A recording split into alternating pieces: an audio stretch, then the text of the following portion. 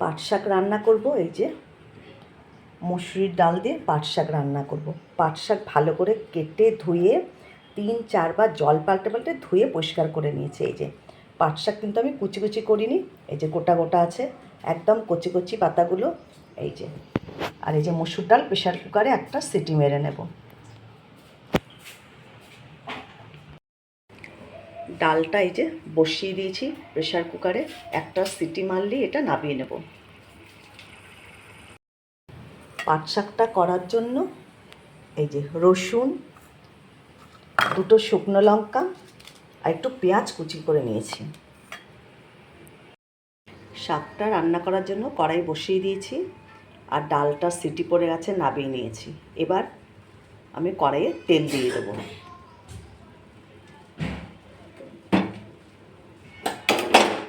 তেলটা একটু গরম হলে এর মধ্যে আমি একটু সর্ষে আর একটা শুকনো লঙ্কা নিয়ে নিয়েছি। সর্ষে আর শুকনো লঙ্কাটা একটু ভাজা ভাজা হলে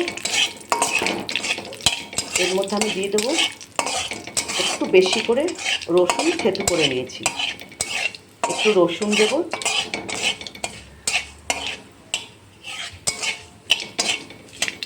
একটু ফোড়নটা ভাজা ভাজা হলে এর মধ্যে আমি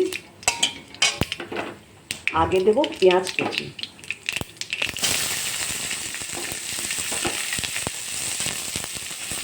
পেঁয়াজটা একটু ভাজা ভাজা হলে এর মধ্যে রসুনটা দিয়ে দেবো। পেঁয়াজটা কিন্তু একটু ভাজা ভাজা হয়ে গেছে, এখন আমি এর মধ্যে রসুনটা দিয়ে দেবো। রসুন কিন্তু আমি বেশ অনেকগুলোই নিয়েছি কোয়া, এগুলোকে সব থেতো করে নিয়েছি। একটু রসুনটা এই শাকে দিলে বেশি করে খুব টেস্ট হয় খেতে। এই যে রসুনটা একটু ভাজা ভাজা হলে শাকটা এর মধ্যে দিয়ে দেবো। আমি কিন্তু শাকটাকে আগে একটু ভাজা ভাজা করে নেব, তারপরে আমি সিদ্ধ মসুর ডাল এর মধ্যে দেবো। এবার রসুনটা একটু ভাজা ভাজা হবে, তারপর শাকটা এর মধ্যে আমি দিয়ে দেবো। রসুন আর পেঁয়াজটা কিন্তু দেখো খুব সুন্দর ভাজা ভাজা হয়ে গেছে। এখন আমি এর মধ্যে শাকগুলো দিয়ে দেবো। শাকগুলো দিয়ে ভালো করে নাড়াচাড়া করে নেব। শাকগুলো সব দিয়ে দিয়েছি। এটাকে এখানে কিন্তু আমার 2 আঁটি শাক আছে, একটু নরম হয়ে গেলেই একদম অল্প হয়ে যাবে। এটাকে এবার আমি ভালো করে একটু ভাজা ভাজা করে নেব। এখন আমি এর মধ্যে নুন কিন্তু দেবো না, পরে নুন দেবো আর হলুদ দেবো। শাকটা দেখো দেওয়ার পরে কতটুকু হয়ে গেছে। এই যে এর থেকে যে জলটা লোদটা যে বেরোবে, আগে ভেজে পুরো আমি এটা শুকিয়ে নেব।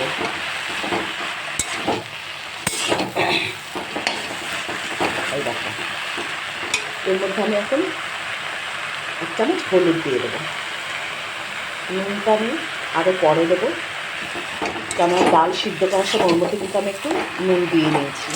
শাকের মধ্যে পরে দেবো। এখনই শাকের মধ্যে নুন দিলে আরও লোদটা বেড়ে যাবে,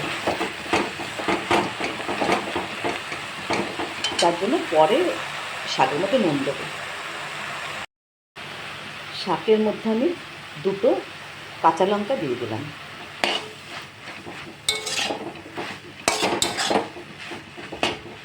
এখনও অনেকটাই ভাজা ভাজা হবে।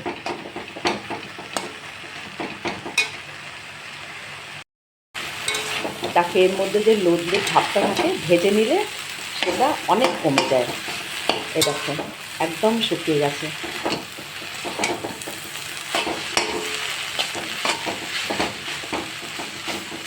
আর একটু নেড়ে চেড়ে তারপর আমি এর মধ্যে ডাল সিদ্ধটা দিয়ে দেবো। এখন এর মধ্যে আমি অল্প করে একটু নুন দিয়ে দেবো।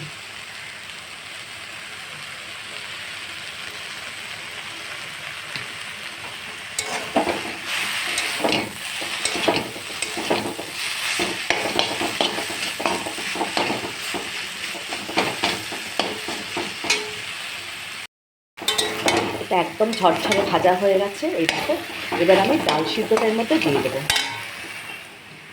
এই যে ডালটা সিদ্ধ করে রেখেছি, এটা আমি কাঁটা দিয়ে কিন্তু ভাঙবো না, এটা এবার আমি ডালের মধ্যে দিয়ে দেবো।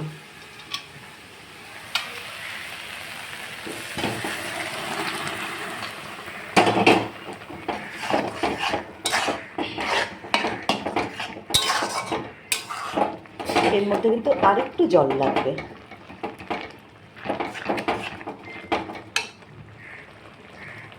শাকের মধ্যে আমি কিন্তু আর জল দেবো না। এবার এর মধ্যে একটু আমি চিনি দিয়ে দেবো। এই যে এবার এটাকে একটু ঢেকে দেবো। শাকটাকে আমি ঢেকে দিয়েছিলাম। এই যে শাকটা কিন্তু প্রায় হয়েই গেছে, আরেকটু হলে আমি নামিয়ে দেবো। এই শাকের মধ্যে কিন্তু একটু পরিমাণ মতো মিষ্টি দিতে হবে, না হলে কিন্তু একদমই ভালো লাগবে না খেতে। আরেকটু হলে নামিয়ে দেবো। দেখো একদম হয়ে গেছে, আমি এখন গ্যাসটাকে অফ করে দিলাম। এই যে পাট শাক কিন্তু হতে একদম সময় লাগে না, একদম রেডি। এই দেখো কি সুন্দর হয়েছে পাট শাকটা। তোমাদের যদি ভালো লাগে চ্যানেলটা সাবস্ক্রাইব করো, লাইক করো, কমেন্ট করো, আর এইভাবে করে খেয়ে দেখো।